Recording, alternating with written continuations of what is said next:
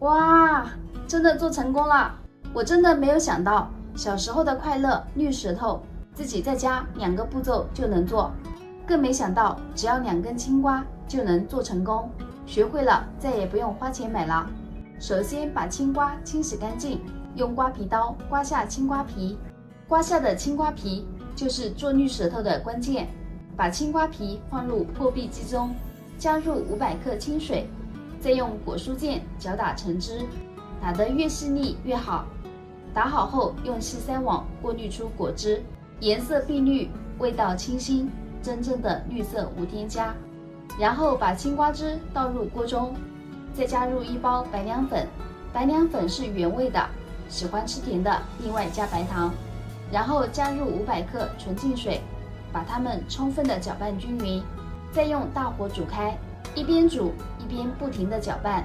水开后再煮2分钟左右，关火，然后准备好放冰模具，然后把煮好的果汁倒入模具中，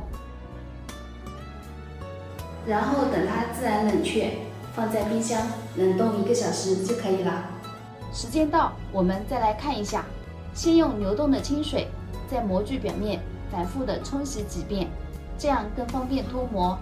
哇，大家请看，小时候的回忆绿舌头就这么做成功了，是不是非常简单？